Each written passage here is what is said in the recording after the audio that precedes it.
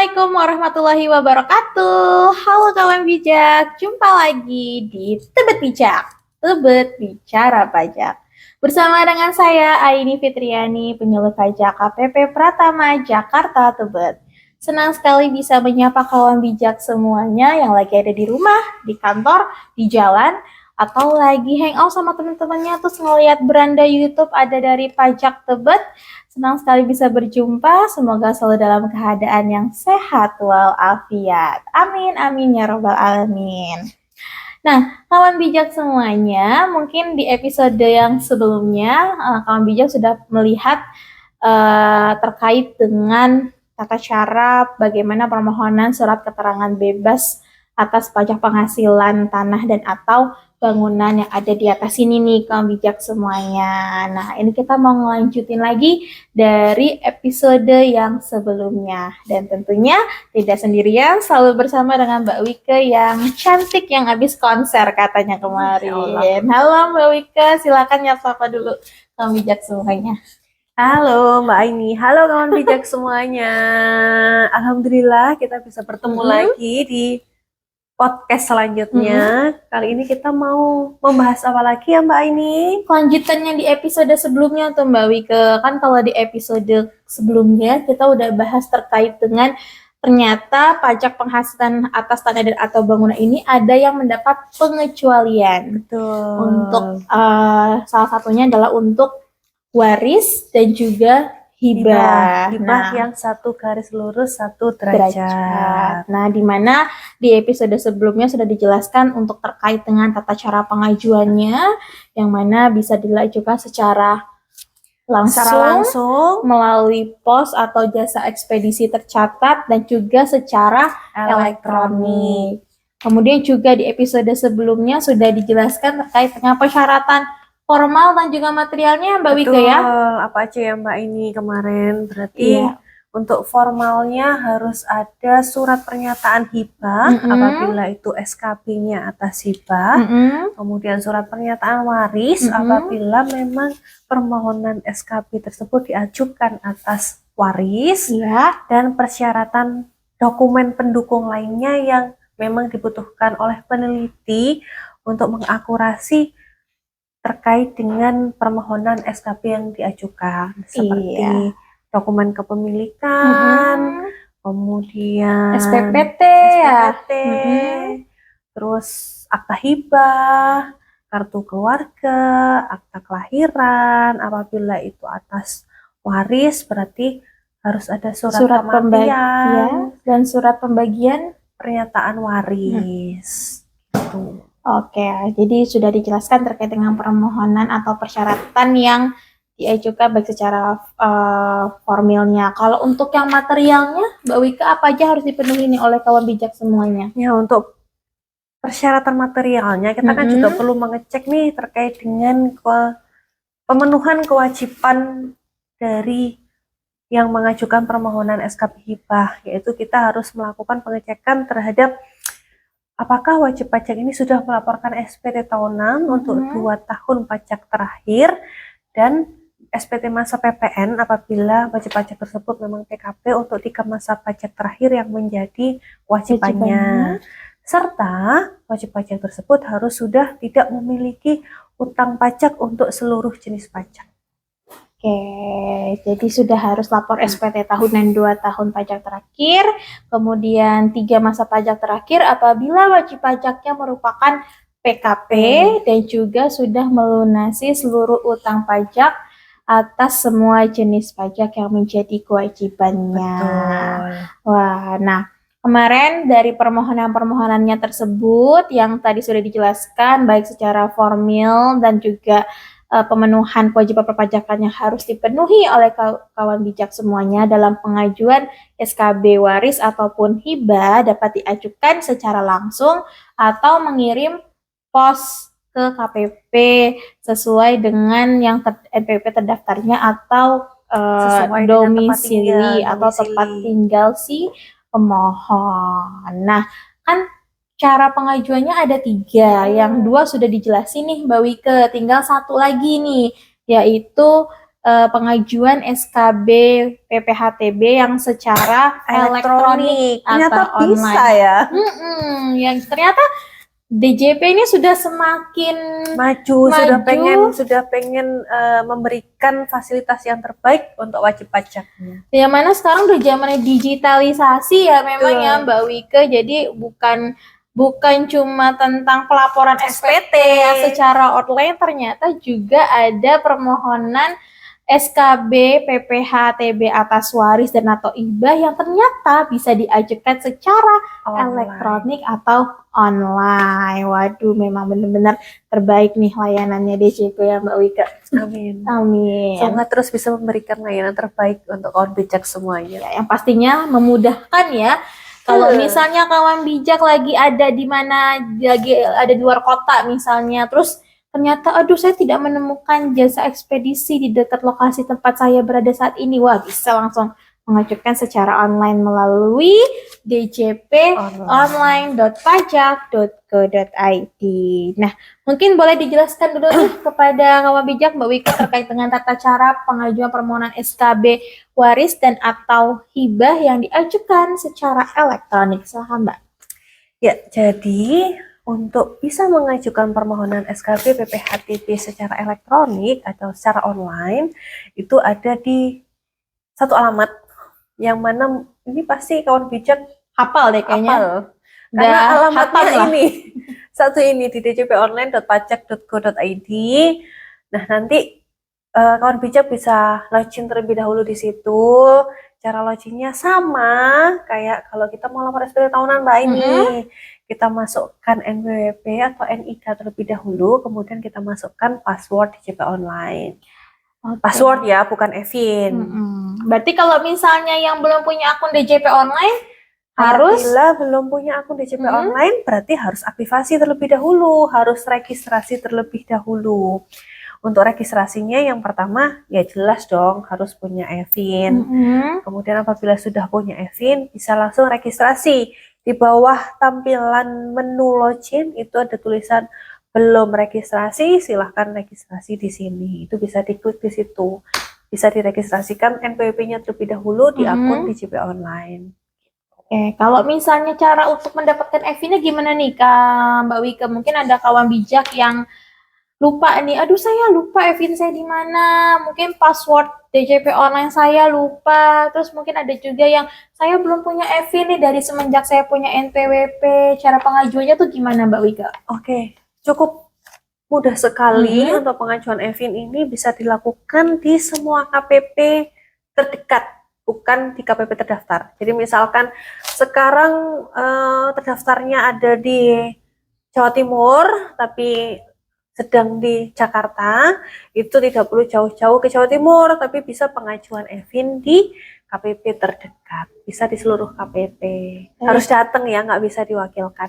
Jadi harus datang langsung ke KPP terdekat bagi wajib pajak semua. Jadi nggak harus ke KPP terdaftar. Betul. Mungkin lanjut lagi Mbak Wika, kalau misalnya tadi yang belum punya akunnya kan harus registrasi harus registrasi dulu di layanan. Ada tulisan belum registrasi, silahkan registrasi di sini. Nanti kita masukkan NPWP-nya berapa, kita masukkan EV-nya. Kemudian nanti kalau sudah kita masukkan alamat email, nomor handphone, dan password. Password ini maksudnya password untuk masuk di layanan DJP online-nya. Kemudian untuk alamat email dan nomor handphone dipastikan itu merupakan alamat email dan nomor handphone yang valid ya.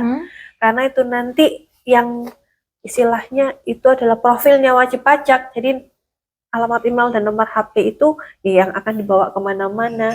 Misalkan kita mau konfirmasi terkait dengan permohonan SKB yang akan diajukan, ya kita akan mengkonfirmasi ke nomor telepon dan alamat email tersebut. Oke. Misalnya wajib pajak sudah berhasil nih login ya kan.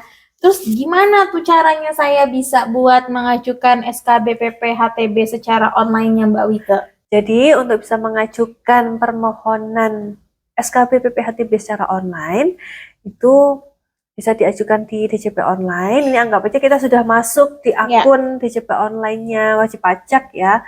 Berarti kan ada 5 menu yang ada di DJP online, ada menu informasi, ada menu profil, ada menu bayar, lapor, dan layanan. Kita cek nih di menu layanan, apakah di situ ada menu fasilitas dan insentif. Apabila tidak ada menu fasilitas dan insentif, berarti harus ditambahkan hak aksesnya terlebih dahulu.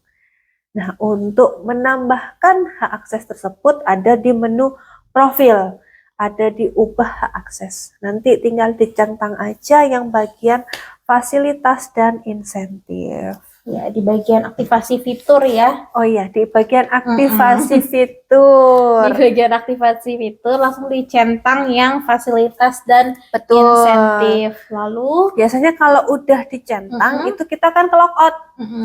Jadi nggak usah bingung kalau tiba-tiba ke logout sendiri ya. cetok verifikasi loginnya lagi. Iya, jadi kita setelah ke logout nanti kita ke login lagi, kita masukkan NPWP atau NIK, kemudian kita masukkan password, captcha, login, kita masuk ke menu layanan, di situ sudah ada fitur fasilitas dan insentif. Oke, jadi setelah login langsung sudah diaktifasi layanannya, lalu langsung aja ke menu layanan, pilih fasilitas dan insentif. Betul. Selanjutnya bagaimana lagi tuh Mbak Wika? Ya, oke. Berarti kan kita tadi sudah masuk di menu layanan. Berarti di situ di menu layanan sudah ada menu fasilitas dan insentif. Kita klik menu fasilitas dan insentif, maka setelah kita masuk ke menu itu ada 3 submenu lagi, yaitu menu dashboard, permohonan, dan monitoring. Di bagian dashboard kita bisa melihat profil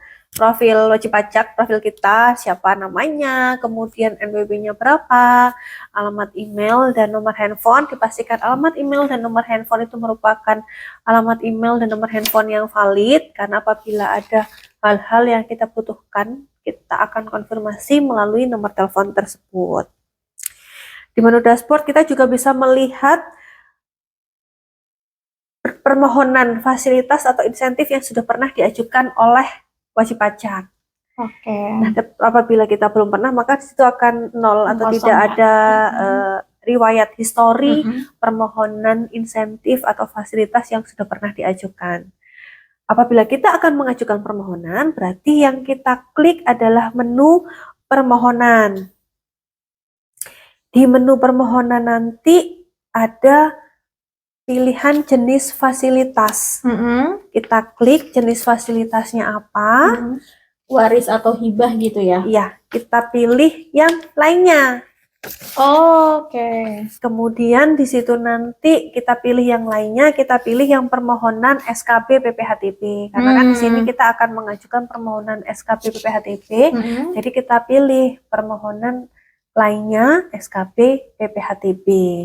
Maka nanti di bawahnya itu akan muncul tampilan terkait dengan yang harus dipenuhi oleh wajib pajak yang sudah pernah kita bahas sebelumnya terkait dengan pemenuhan kewajiban materialnya, seperti kewajiban pelaporan SPT tahunan untuk 2 tahun pajak terakhir, kemudian pelaporan SPT masa PPN untuk 3 masa pajak terakhir, dan wajib pajak tersebut tidak memiliki utang pajak untuk seluruh jenis pajak. Wah, di situ berarti sudah dapat ketahuan langsung ya bagi si kawan bijak semuanya yang mengajukan permohonan. Betul. Apakah secara materialnya sudah terpenuhi atau belum. Apabila memang salah satu dari persyaratan tersebut belum terpenuhi, misalkan wajib pajak tersebut punya utang pajak, berarti kan persyaratannya belum terpenuhi tuh, maka ada tombol silang. Kalau sudah terpenuhi nanti ada centang hijau.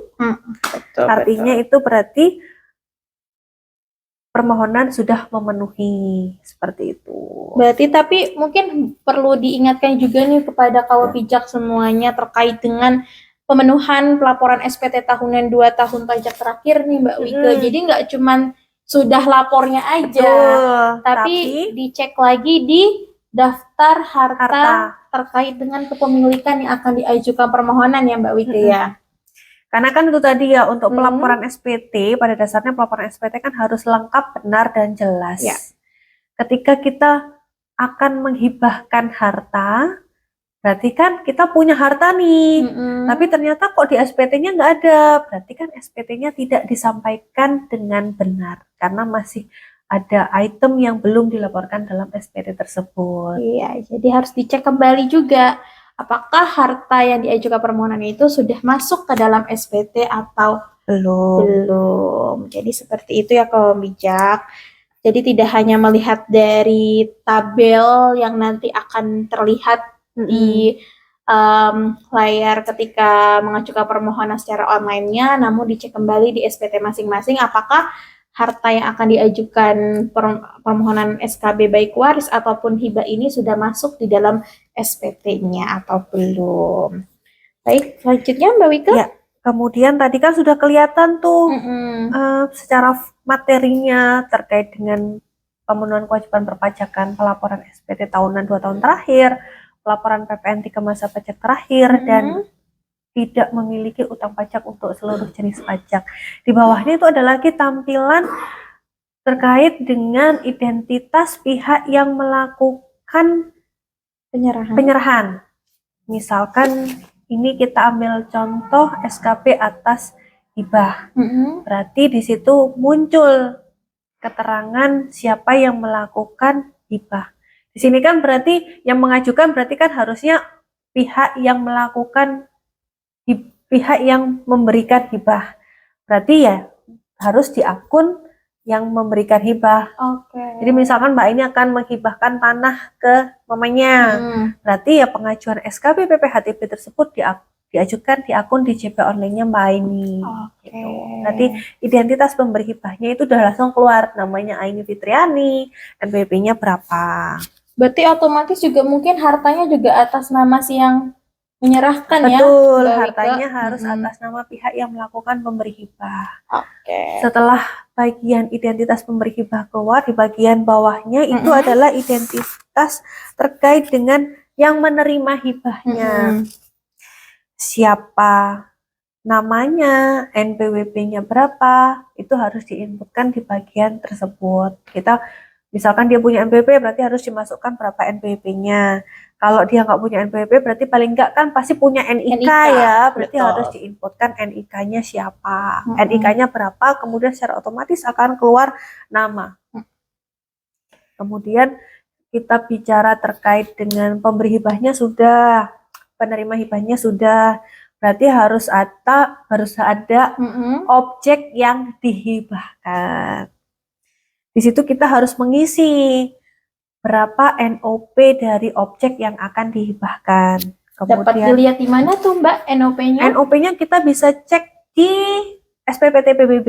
Di SPPT PBB ya, yang kertas merah itu ya? Iya, betul. Tapi juga ada juga yang sudah bisa dicek secara online ya katanya ya. Nanti silakan kawan bijak cek di websitenya masing-masing daerah apakah sudah ada atau belum terkait dengan SPPT tahun pajak yang terbaru untuk bisa mengetahui NOP-nya ya.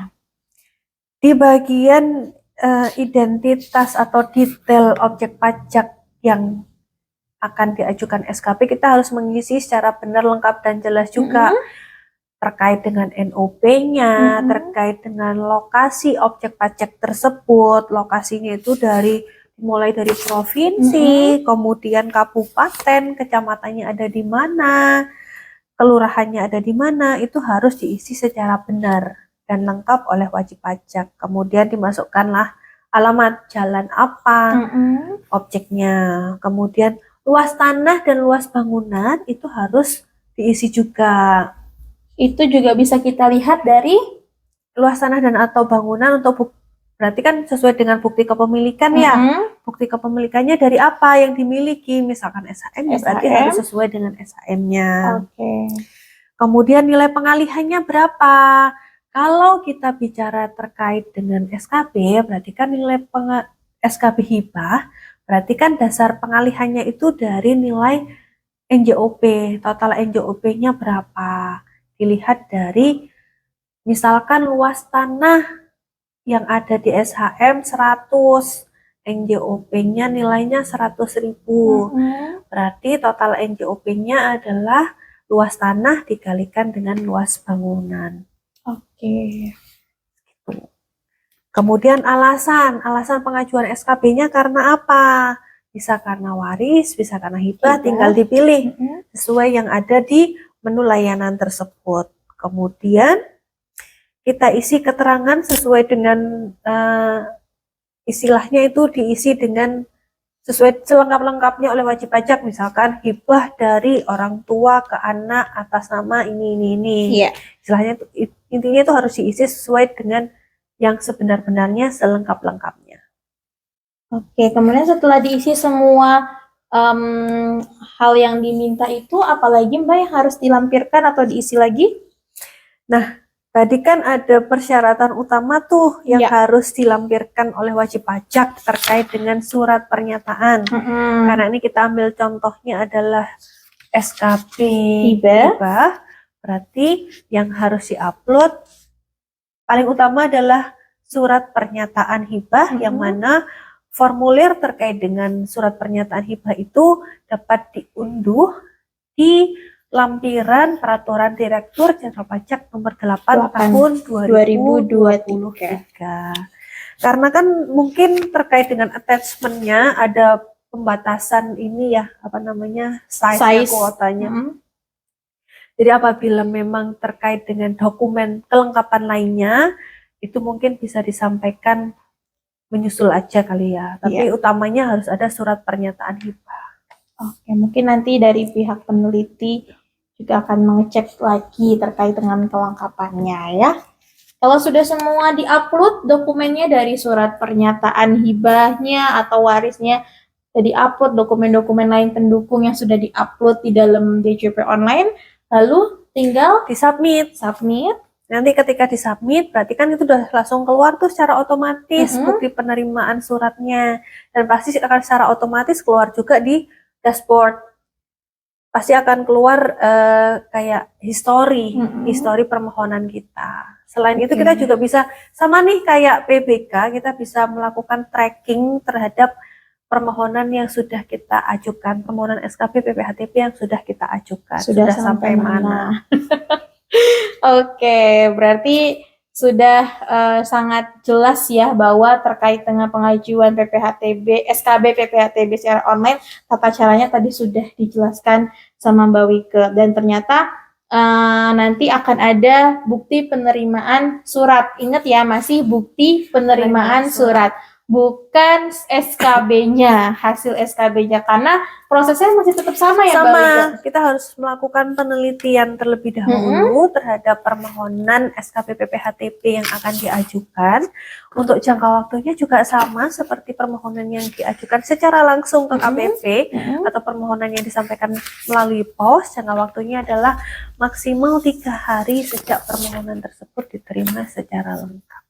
Oke, jadi seperti itu ya kawan bijak semua. Jadi tetap permohonannya akan diselesaikan atau diteliti paling lama 3 hari sejak permohonan diterima secara lengkap. Wah, udah jelas banget nih dari materi terkait dengan pengalihan atas tanah dan atau bangunan.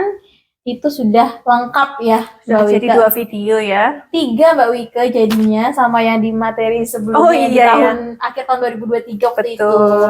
Ya, waduh udah lengkap banget. Jadi semoga sih kedepannya bisa wajib pajak menjadi pedoman ya, bahwa terkait dengan pengalihan atas tanah bangunan itu terutang pajak dan juga ada yang mendapatkan pengecualian, yaitu terkait dengan hibah dan waris. Salah satunya karena hibah dan waris. Semoga dari video kita kali ini bisa memberikan manfaat, menjadikan acuan pedoman bagi wajib pajak yang akan mengajukan permohonan SKB PPHTP.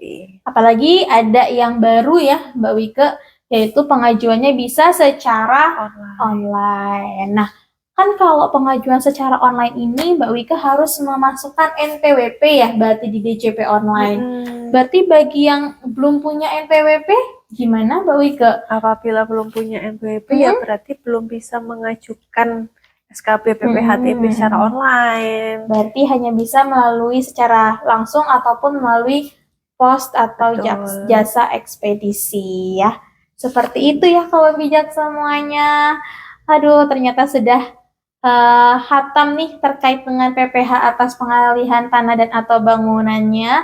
Semoga bisa bermanfaat dan bisa dipraktikkan untuk kawan bijak semuanya. Terima kasih loh Mbak Wika yang selalu memberikan materi di setiap episodenya di Insya Allah. pajak tebet ini, di tebet bijak ini ya. Semoga Semoga bisa bermanfaat memberikan manfaat. dan juga menjadi ladang pahala juga untuk Mbak Wika. Masya Allah, Ukti. Alhamdulillah. Oke, kawan bijak semuanya, setelah 15 menit sudah berlalu, terima kasih yang sedang menyaksikan Tebet Bijak di episode podcast kali ini. Dan kami juga tidak pernah lelah untuk menyampaikan kepada kawan bijak semuanya bahwa seluruh pelayanan di KPP Pratama Jakarta Tebet itu gratis, tidak dipungut biaya sepeser pun. Dan KPP Pratama Jakarta Tebet berkomitmen untuk mencapai predikat ZIWBBM melalui penyelenggaraan layanan prima yang bersih dari korupsi sesuai moto KPP Pratama Jakarta Tebet, yakni tulus, tuntas, berintegritas. Dan kami juga ingatkan kepada kawan bijak semuanya, apabila memang masih ada pertanyaan atau misalnya ada ide, Mbak Aini, Mbak Wika mau episode podcastnya dengan materi yang ini dong, silahkan boleh WA atau konsultasikan ke nomor WA online kami di 0851 7150 0153.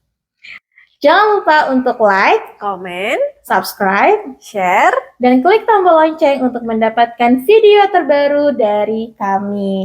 Terima kasih kepada kawan bijak semuanya. Tebet bijak, kawan bijak, paham pajak. Wassalamualaikum warahmatullahi wabarakatuh. Sampai jumpa.